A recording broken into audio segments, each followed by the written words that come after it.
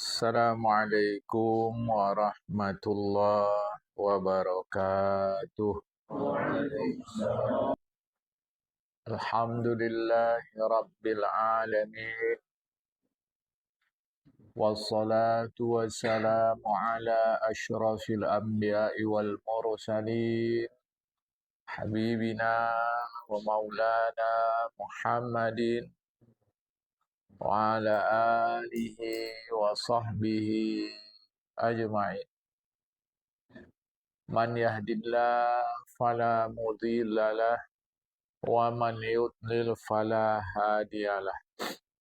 Qala al-musannifu rahimallahu ta'ala wa nafa'ana bi'ulumihi fid darain. Amin. Thumma qala wa hadha fannun minal kalami 'azimun dararuhu fil 'awami hatta taraka jama'atun min ahlil falahati falahatahum min ahlil falahati hatta taraka jama'atun min ahlil falahati falahatahum wa adharu misla hadhihi da'awa, dan seterusnya. Kita masih berbicara atau mempelajari tentang ingat dan peringatan. Imam Ghazali menyebutkan di antaranya yang pertama dulu adalah kisah-kisah. Menyampaikan kisah-kisah tak ada masalah sebetulnya kalau itu memang dalam rangka ingat dan peringatan. Masalahnya kadang kisah-kisah yang disampaikan itu satu tak jelas ujung pangkal. Kedua entah apa isinya pula. Tapi kalau memang benar seperti yang terjadi pada Syekh Hasan Basri yang ditengok oleh Khalifah Ali bin Abi Thalib, apa masalahnya? Tidak ada masalah. Kemudian pula syair-syair. Tak semua syair salah. Bahkan Rasulullah sebutkan di syair itu ada hikmah. Macam kita di Medan ini pantun-pantun. Sehingga disebut ada namanya pantun nasihat. Tak ada yang salah. Tapi jangan pula berfokus pada kisah-kisah itu saja yang tidak jelas ujung pangkalnya. Berfokus pada pantun itu saja, padahal isinya pun tak jelas. Yang berikutnya pula ada namanya syatoh. Syatoh itu, supaya mudah kita memahaminya, bukan itu persis syatoh, yaitu perkataan yang bisa menimbulkan salah paham. Yang dimaksud oleh si pengucapnya begini, dan itu benar. Tetapi bisa disalahpahami. Apa contoh untuk memahami syatoh ini? Cara kita datang kita ke kedai roti yang jual roti, kita mengatakan beli tepung. Kita mengatakan beli telur. Kita mengatakan beli air dan seterusnya.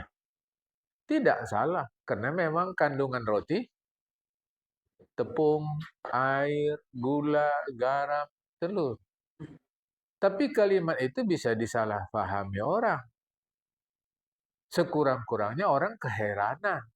Nanti bisa menimbulkan tuduhan pula bahwa yang mengatakan ini pikirannya terganggu. Kira-kira begitu jamaah. Contohnya yang lalu disebutkan seperti Syekh Husain bin Mansur al-Hallaj yang beliau disingkat saja terkenalnya dalam sejarah Islam Syekh al-Hallaj. Syekh al-Hallaj. Beliau mengatakan aku adalah kebenaran. Maksudnya adalah Tuhan. Aku adalah Tuhan. Ini orang bisa salah paham. Kemudian yang dipersangkakan itu ucapan Syekh Abu Yazid al-Bustami yang mengatakan Maha Suci aku. Meskipun menurut Imam Ghazali, Syekh Abu Yazid tidak pernah mengucapkan ini. Ini hanya dinisbahkan, dipersangkakan, dihubungkan kepada Syekh Abu Yazid Al-Bustami. Kalimat ini kan betul. Akulah Tuhan. Kan betul. Maksudnya adalah Allah Subhanahu wa taala. Tapi karena beliau yang mengatakan, orang bisa salah paham. Maha suci aku. Kan betul. Tapi karena orang manusia yang mengatakan maha suci aku, ini bisa timbul salah paham. Jadi ini pun mempertimbangkan orang awam, maka ini dipandang salah. Bukan salah isinya, tapi salah penempatannya. Wahada fannun minal kalami. Ini termasuk seni, gaya berbicara yang azimun dararuhu. Bahayanya besar di kalangan orang awam. Hatta tarauka jama'atun min ahlil falahati falahatahum. Gara-gara ucapan-ucapan yang seperti ini tanpa dipahami dengan benar oleh orang awam, sampai petani pun tak mau lagi bersawah. Coba ini dalam kita mengaji tauhid saja, dan ini pengetahuan dasar bahwa segala-galanya itu adalah kehendak Allah Ta'ala. Ini kalau nggak difahami dengan betul, maka dia kerja malas. Ya kalau kata Allah, aku kaya, kalau datang rezeki datang, karena semua yang ditetapkan Allah. Pemahaman yang keliru terhadap inilah yang membuat sebahagian kita umat Islam tidak bergiat dalam bekerja. Ya maaf. Yang apa sibuk-sibuk kali? Kalau rezeki dah diatur, kalau memang ada, enggak, udah. Kesudahan dia duduk saja. Bermalas-malasan saja. Itu dalam tingkatan yang sederhana bagi kita. Ya kalau memang udah ditakdirkan Allah aku masuk surga, untuk apa sibuk-sibuk kali ibadah? Akhirnya masuk surga juga. Kalau udah ditentukan Allah aku masuk neraka, untuk apa aku sibuk-sibuk pula lagi? Ibadah pun tetap masuk neraka. Ada nggak ya? Padahal pemahaman rukun iman yang keenam itu umum, semua orang mesti tahu. Tapi kalau salah paham, inilah yang terjadi. Yang selalu saya bagi tahukan kita, dunia dan akhirat. Itu apa heboh-heboh kali dunia ini? Hidup kita di akhirat, bukan dunia ini. Kesudahan jadi dia tidak bergiat dalam berlomba-lomba berbuat kebaikan, memakmurkan bumi. Akibatnya, biarin orang kafir aja. Biar orang kafir. Kita orang beriman tidak. Seingat saya pernah menyampaikan di pengajian kita. Sebenarnya hidup kita dunia atau akhirat? Sebenarnya. Ini harus pemahamannya benar. Sebenarnya hidup kita dunia atau akhirat? Dunia. Karena di akhirat nggak ada apa-apa lagi. Di akhirat hanya ngambil gaji. Jadi hidup kita di sinilah sebenar-benarnya. Cuma memang tidak tinggal di sini. Kita akan pindah panggung. Ada 2 panggung lagi yang mau kita mainkan sandiwara itu. Satu panggung kubur, alam kubur, baru nanti panggung alam akhirat, panggungnya. Tapi sebenarnya kita di sini. Jadi anak sekolah itu, dia sebenar-benarnya sekolah itu pada masa sekolah itu atau pada ngambil ijazah? Masa sekolah itulah sekolah dia sebenarnya. Bukan saat ngambil ijazah. Karena saat ngambil ijazah itu hasil dari semua proses dia. Ini harap dipahamkan jemaah. Karena Rasulullah Muhammad SAW sampai berkorban nyawa untuk memakmurkan hidup dunia. Jadi pelajaran agama ini yang kalau salah faham orang, bahkan kata Imam Ghazali, petani pun tak mau lagi open dengan pertaniannya, dengan sawahnya. Apa sebab? Rezeki dah dijamin Allah. Kalau kata Allah tumbuh, tumbuh. Kalau tidak, tidak. Apa yang tumbuh kalau tidak ditanam? Ya kalau Allah mau. Itu yang berkali-kali saya sampaikan ke kita.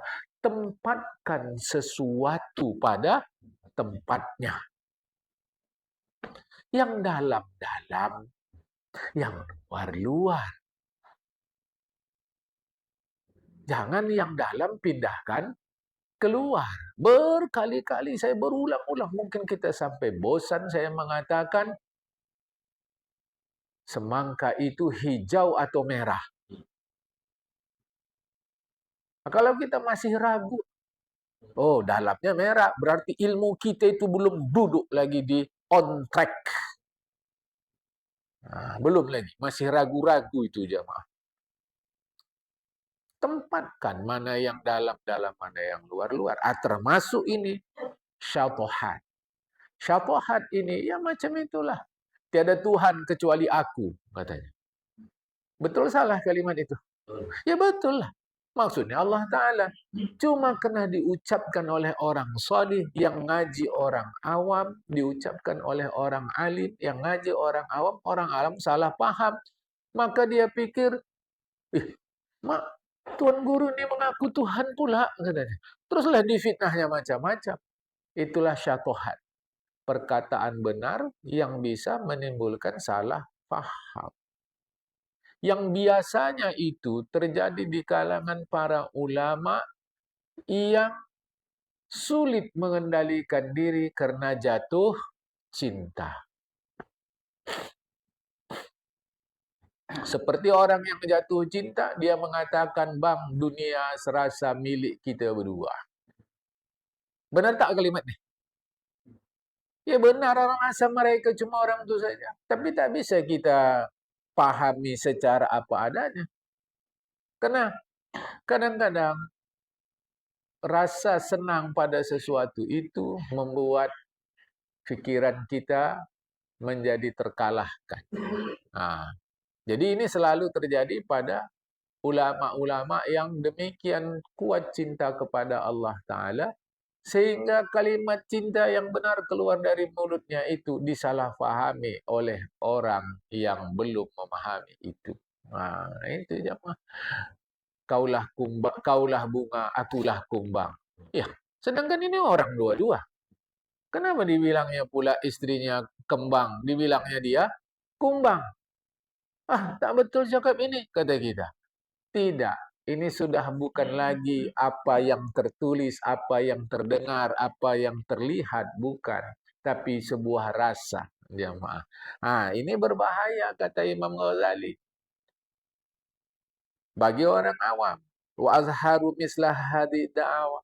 Sehingga para petani itu pun ikut-ikut pula bilang-bilang kayak gini. Ikut-ikut dia. Sehingga mereka mendakwa seperti ini. Fa inna hadzal kalama istalazzuhu tab'an. Memang tabiat manusia suka merasa enak dengan kalimat-kalimat seperti ini. Itu memang begitu jemaah. Isfihil batalatu minal a'mali ma'a tazkiyati nafsi bidarkil maqamatil ahwal.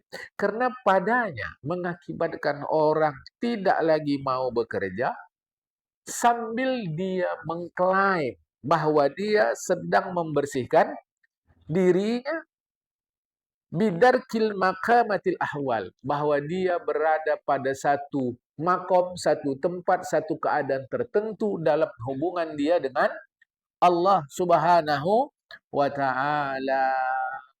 Dia merasa dirinya berada pada makom, pada derajat tertentu dengan Allah Ta'ala. Dia merasa dirinya berada pada hal ihwal tertentu pada Allah Subhanahu wa Ta'ala. Perasaannya aja itu jemaah. Itulah maka kalau tak kuat-kuat ilmu sehingga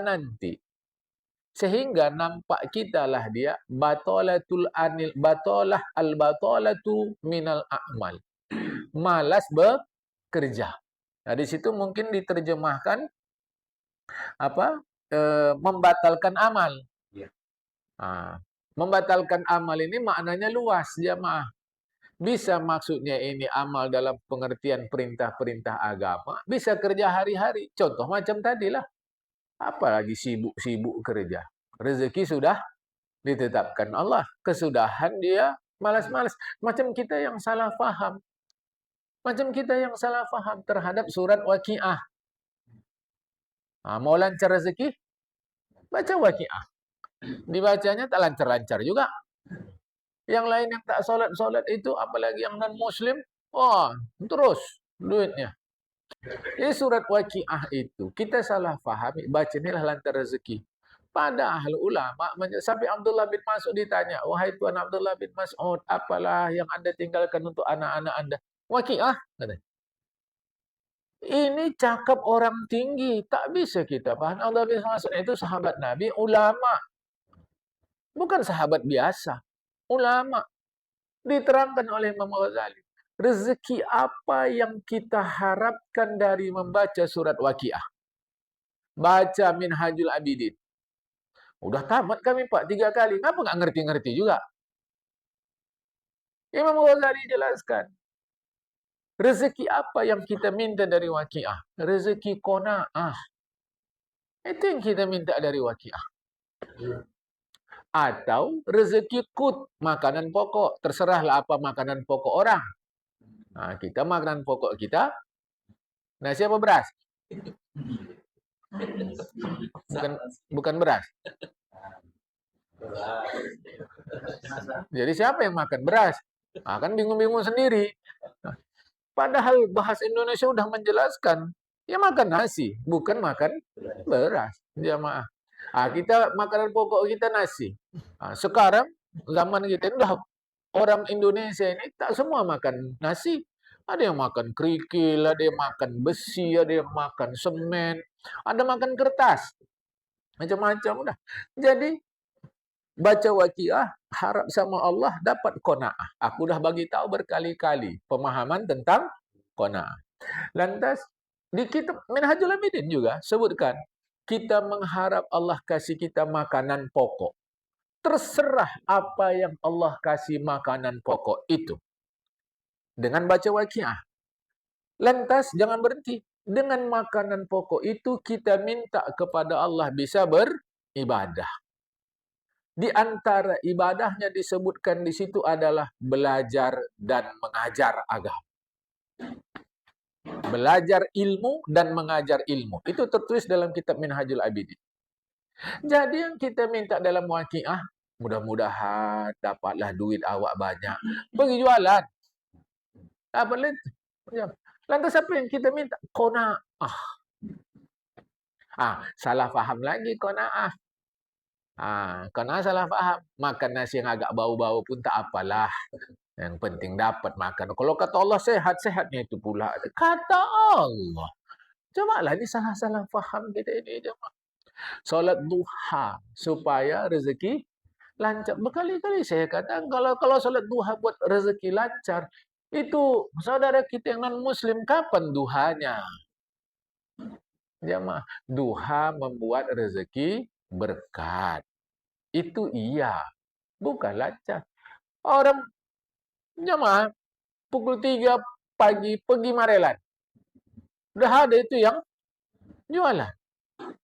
Lalu pergi Marelan. Awak pukul 3 masih mimpi jadi raja lagi. Masih mimpi jadi presiden. Jalan dah. Aku pergi ni, udah ramai orang beli belah. Orang berjualan, berniaga, ramai jamaah. Tak bisa kita kencang lagi di pasar 5. Orang udah beli-beli jamaah. Kedai orang dah buka, awak masih tutup. Kenapa? Solat duha. Bukan salah solat duhanya. Orang dah mau tutup, awak baru buka. Pukul 11. Kata awak, kalau kata Allah datang rezeki, datanglah itu. Coba ini. Rasulullah sudah ajarkan berpagi-pagi kalian mencari rezeki. Maksud berpagi-pagi itu segera. Kalau memang pajak sore pula, tak akan kita buka jam 8 pagi. Awak buka jam 8 ngapa? Tak ada orang beli. Orang pajak sore. Jadi pajak sore berpagi-paginya, kapanlah awal sore orang mulai jualan? Disitulah kita jualan.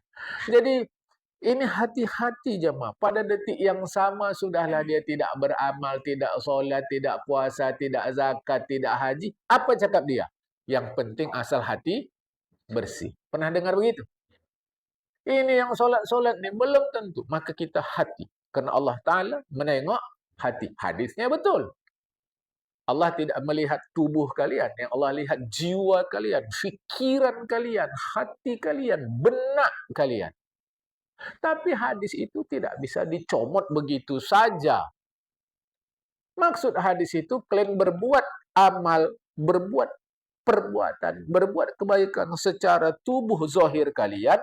Tapi ingat, penilaian Allah bukan berdasarkan tubuh zahir. Lalu kalau kita tidak sholat, tidak puasa, tidak zakat, tidak haji, tidak berbuat baik, hanya mengklaim bahwa yang penting hati yang baik, apa yang mau dinilai? Haji kita tak ada, puasa kita tak ada, solat kita tak ada, zakat kita tak ada. Kebaikan kita tak ada, semata-mata mengatakan yang penting hati. Apa yang mau dinilai? Ini jamaah. Coba dulu. Ini maka keliru. Jadi agama ini lengkap, kulit dan isi. Fala ta'jizul aghya'u an da'wa dzalika li anfusihim. Orang-orang bodoh tak akan lemah untuk mengklaim yang begitu-gitu itu. Untuk kebaikan, untuk keuntungan, untuk kemenangan diri mereka sendiri. Itu dia. Perhatikan itu jemaah. Wala an talaqu fi kalimatin mukhbitatin muzakhrifatin.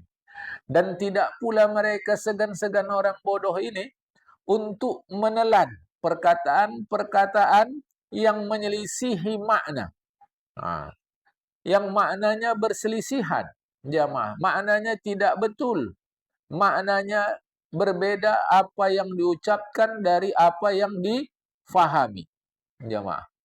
Orang-orang bodoh itu tidak lemah mendakwa yang demikian, jamaah. Yang penuh dengan hiasan kata-kata. Seperti yang selalu kita dengar. Ungkapan seorang alim waliullah Rabi'atul Adawiyah. Kira-kira begini. Tidak pas betul. Kira-kira begini. Ya Allah, bila aku ibadah karena takut nerakamu, buka nerakamu lebar-lebar. Tutup surgamu rapat-rapat. Sebaliknya, bila aku ibadah karena ingin surgamu, tutup surgamu rapat-rapat. Buka nerakamu lebar-lebar. Ini cakap jenderal, kopral jangan pakai. Kena tepuk nanti. Nggak bisa. Kita ini kopral. Jangan lagak macam jenderal. Kalau macam kita ini, ya Allah, biar aku tak sholat. Asal masuk surga. Itu model kita nih, jamaah. Jangan, ya tapi kenapa meniru orang tinggi? Iya, tapi bila kail panjang sejengkal, janganlah dalam laut nak diduga. Kita harus sadar diri. Memang pun kita ketua, tapi ketua ini kan ada macam-macam. Ada ketua perkumpulan kecil, ada ketua perkumpulan besar. Ketua perkumpulan besar, awak pikir besar. Rupanya perkumpulan orang-orang gemuk. Besar. Tiba-tiba saat itu ada pertemuan dengan presiden. Awak mau rapat-rapat. Pampres, pas pampres ada. Tak bisa, kata dia. Jangan. Perasaan awak kena ketua tadi. Wah, mau dekat dengan presiden. Ada asprinya. Ada penjaganya, ada pengawalnya. Dan pengawalnya, walaupun jenderal yang mau dekat, dia bisa saja tepiskan. Memang protokolernya begitu, tak bisa sembarangan. Karpet merah nih, awak jalanlah di situ. Tak bisa, karena semua ada aturannya. Tahu-tahu mereka ini jamaah yang dikasih oleh Allah Ta'ala. Tak segan-segan dia menelan kalimat-kalimat seperti itu yang mukhbitatun. Mukhbitatun itu mukhtalifatul makna, yang bisa berbeda pengertiannya. Contoh macam orang sekarang lah. Orang sekarang, saya tak tahu entah sejak kapan perubahan-perubahan kurikulum itu sudah tidak lagi belajar sastra Indonesia. Kalau kita dulu sampai pelajaran budi pekerti pun belajar. Tak ada hubungan itu dengan Islam saja. Gurunya non-Muslim pun belajar budi pekerti. Dari mana, Bang? Nah, inilah dari Palembang baru pulang dia. Ada buah tangan sikit. Apa kau? Tangan pula berbuah. Yang berbuah pohon. Kau ngejek aja kau ni. Dah salah paham pula lagi. Tak paham orang sudah berbuah tangan. Pikirnya yang berbuah pohon saja. Tangan pun bisa berbuah. Maksudnya oleh. Kenapa aku tengok muka aku ngeri kali ni? Aku baru pulang dari rumah dia. Dapat musibah dia. Aku tengok nangis. Dia beranak sungai air matanya tu. Sengok kau ni kata. Macam mana pula beranak sungai? Sedangkan sungai tak beranak. Ini. Padahal maksudnya saking banyaknya air matanya. Anak sekarang tak belajar itu lagi jemaah. Tak ada belajar begitu-gitu lagi. Jadi tidak mengerti dia. Maka kalimat-kalimat seperti ini, itu namanya mukhtalifatul makna. Mukhbitatun. Jadi orang-orang bodoh itu enak saja menelan cakap-cakap begini, tidak dia fikirkan. Nah, ini harap pahami. Wa mahma unkira alaihim dalika lam ya'jizu. Wa mahma unkira alaihim dalika. Kita nih yang baru kopral-kopral nih, tak boleh begitu. Kapan saja orang bodoh ini ditolak agar jangan seperti itu, lam ya'jizu an yaqulu. Mereka tak segan-segan bilang, inna hadza inkarun masdaruhul ilmu wal jadun. Ini orang yang membantah kita nih tak betul nih. Padahal apa yang kita katakan ini sumbernya adalah ilmu. Malah dia menyalahkan pula orang lain yang menegur dia. Padahal dia yang salah. Saja mah. Dia kita tegur, salah dia, kita tegur, dia pula yang mengatakan kita yang salah. Coba nih. Ini maunya bertengkar saja nih. Jadi orang ini nih yang mengatakan kita salah ini, kata dia, ya memang inilah kita berdasarkan ilmu. Dia pun ilmu juga. Masdaruhul ilmu wal jadal. Orang yang membantah kita ini, memang dia pakai ilmu. Tapi dia suka teka. Hanya kalian harus ingat. Wal ilmu hijabun. Ilmu yang ada pada dia itu, itulah yang menghalangi dia dari merasakan kebesaran Allah Subhanahu wa taala. Wal jadalu amalu nafsi. Sementara dia membantah kita ini, itulah teka dia, itulah kerja nafsu dia. Sepintas kalimat ini betul. Dia yang salah, kita yang negur dia, kita pula yang dia salahkan. Dibilang dia, ini teka aja dia nih. Padahal dia yang salah. Aja mah. Dia yang salah. Makanya perkataan-perkataan, cakap-cakap atau kalimat-kalimat seperti yang dimiliki para alim besar itu hendaknya hati-hati kalau kita pernah mendengarnya. Wa hadzal haditsu la ya'lam min al-batin bi mukasyafa nuril haqq, kata dia. Sedangkan yang kita bincangkan ini, la yaluhu, tidaklah terjadi dia, tidaklah muncul dia illa minal batini, kecuali dari batin kita yang bersih, bimukasyafati nuril haq, sebab terbuka sudah cahaya kebenaran Tuhan. Sehingga awas jamaah, kelompok-kelompok yang seperti ini nanti ada fatwanya tidak wajib mengerjakan solat sebab hati sudah bersih. Ini tidak begitu, Pak. Solat tetap wajib.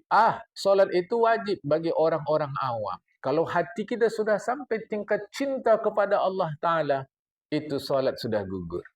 Lucunya, nanti ada kelompok seperti ini pula yang memfatwakan solat belum wajib kalau hati masih kotor. Coba nih jemaah. Yang iyanya, ada pula yang ngaji sama ini. Coba nih. Tapi ialah, orang mengaku Tuhan pun ada yang mengaji sama dia. Dia yang mengaku Tuhan, ada yang ngaji sama dia. Coba dulu. Jadi ini mau dijaga, mau hati-hati. Inilah namanya kalimat syatohat. Hati-hati kepada kita semua. Dia yang salah, kita ingatkan, kita pula yang disalahkan. Hati-hati terhadap kelompok-kelompok yang menyimpang ini, pengajian yang menyimpang ini. Dan saya udah sampaikan di awal tadi, cakap jenderal jangan mudah-mudah kita kutip, kita sebagai kopral. Sakitnya kita yang dianggap masyarakat berilmu, padahal tidak berilmu, menyimpang pula jamaah. Kesudahan ujung-ujungnya nanti jadi perobatan. Mulanya ngaji biasa bagus, ujung-ujungnya jadi mistik. Jadi jamaah yang dikasih oleh Allah Ta'ala, perkataan-perkataan syatohat itu sesungguhnya benar. Cuma bisa disalahpahami oleh orang awam. Maka saya dari awal-awal kita mengaji kulit isi. Kulit isi. Kulit jangan pindahkan jadi isi. Isi jangan pindahkan jadi kulit. Berkali-kali saya tanya, durian lembut atau tajam? Tajam. Takut dia. Tergantung Pak, katanya. Nggak ada tergantung-gantung. Yang nama durian, tajam. Tapi begitu kita bilang tajam, di benak kita, lembut. Kan dah cantik itu. Kita memadukan antara syariat dan hakikat. Antara kulit dan isi. Kan dah bagus itu jamaah. Itu. Jadi jangan nyimpang-nyimpang. Sampai kata Imam Ghazali, fahada wa fannuhu mimma qad istafara fil biladi syararuhu wa 'azuma fil awami dararuhu.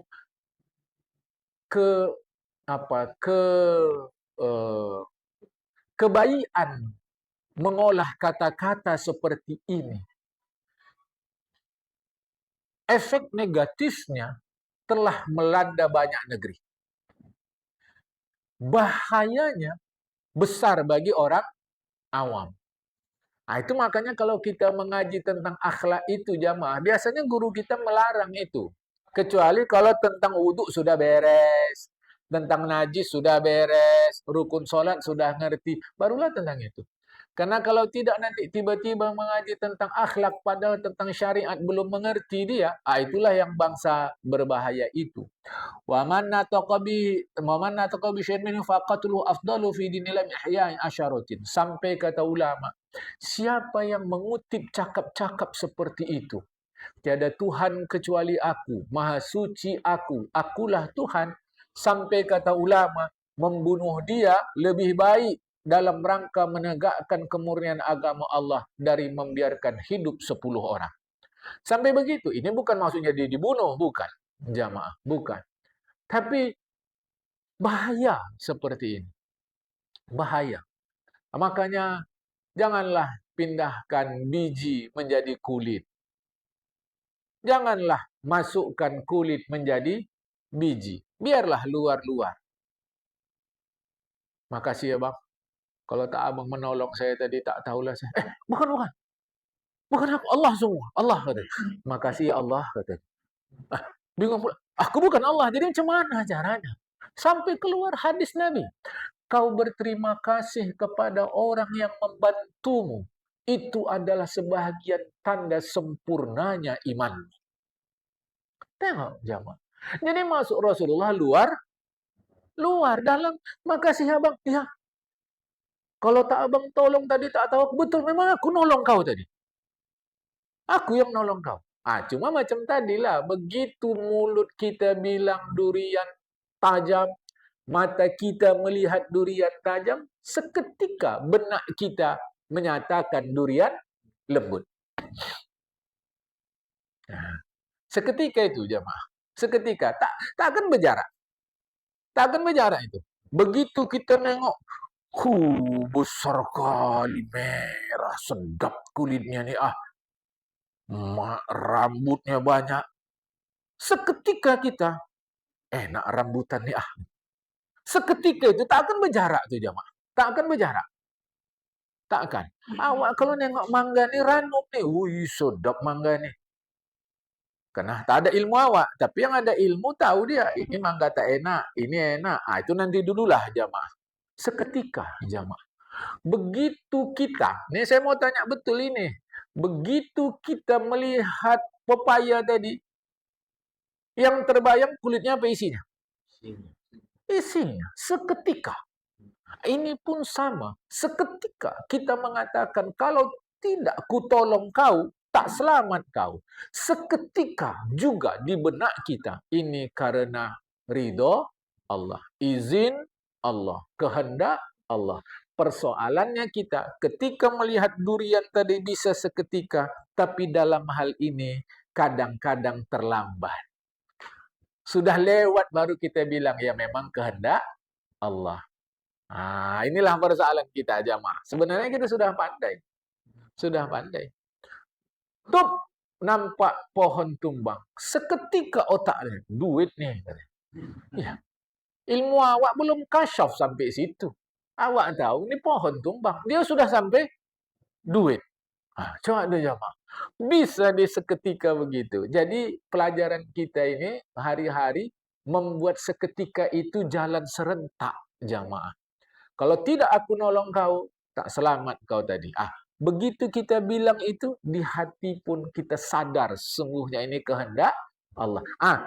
Menyadari itulah sebenarnya hidup kita ini untuk menyatu-nyatukannya jamaah. Yang kadang-kadang jaraknya jauh kali, kadang-kadang bisa dekat, kadang-kadang stop bisa langsung jadi, kadang jauh lagi, begitulah terus-menerus. Ya. Adapun Syekh Abu Yazid Al-Bustami kata Imam Ghazali, fala yasu anhu mahfiyah. Tidak betul perkataan beliau yang mengatakan maha suci aku, maha suci aku. Enggak pernah beliau bilang begitu. Fala yasihu, tidak betul itu beliau pernah mengatakan begitu. Itu hanya wa in sumi'a zalika minhu. Sekalipun pernah didengar bilang begitu beliau, tapi maksud beliau itu bukan itu. Melainkan maksud beliau ini begini. Fala'allahu kana yahki anillah azza wa jalla fi kalamin yuraddidu fi nafsi.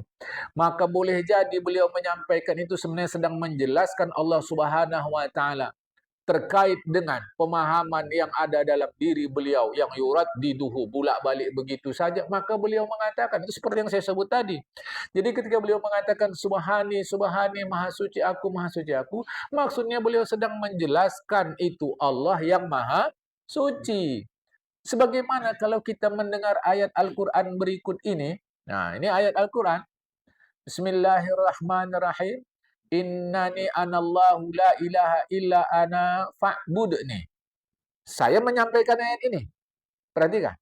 Sesungguhnya akulah Allah. Tiada Tuhan kecuali aku. Mengabdilah kepada aku. Macam mana? Macam mana? Berarti kita mengabdi kepada saya. Begitu kira-kira yang dimaksud dari perkataan Syekh Abu Yazid Al-Bustami. Jadi bukan beliau memaksudkan aku yang maha suci, tapi beliau menceritakan demikian. Ini perhatikan, di dalam Toha ayat 14 itu, ayat-ayat seperti ini banyak. Sesungguhnya akulah Tuhan, akulah Allah. Tiada Tuhan kecuali aku, mengabdi kalian kepada aku. Ini kalau orang salah faham, saking simpati dia kepada gurunya, habis ngaji, dia menyembah gurunya. Itu dibilang gurunya tadi. Padahal gurunya sedang menceritakan Toha ayat 14. Terkait Rasulullah pun begitu juga. Terkait malaikat pun begitu juga. Terkait syaitan pun begitu juga. Terkait yang lain-lain pun begitu. Jadi kata Imam Ghazali, Syekh Abu Yazid Al-Bustami bukan memaksudkan dirinya maha suci. Tidak. Persis seperti kalau kita mengatakan ayat 14 surat Toha tadi. Sesungguhnya aku adalah Tuhan. Akulah Allah. Tiada Tuhan kecuali aku. Mengabdilah kepada aku. Berarti orang yang bilang itu Tuhan? Bukan. Itu hanya menyampaikan. Fa'innahu makana yang bagi an yufahama minhu dzalika ila ala sabil hikayah. Maka tidak boleh kita memahami apa yang dicakapkan oleh Syekh Abu Yazid Al-Bustami itu kecuali dalam rangka beliau menceritakan, menghikayatkan, menginformasikan surat Toha ayat 14. Jamaah. Ini supaya jangan salah paham. Makanya itu selalu untuk saya mengaji, saya selalu bilang, saya selalu membuka ruang dialog. Supaya kita jangan salah paham. Ada yang mau bertanya, saya bilang sebetulnya bukan bertanya saja pun, minta penjelasan apa maksud yang Anda bilang begini tadi ini. Supaya jangan salah paham bahwa kita setelah paham menolak apa yang saya sampaikan, sah, tak ada masalah sama sekali. Namanya pula pendapat tidak mesti sama. Tak mesti sama aja, Pak. Dan kita boleh menolak. Tetapi bagaimana kita menolak kalau kita tidak memahaminya? Nah, ini hati-hati. Sebab kadang-kadang yang kita sampaikan orang mendengarnya salah faham.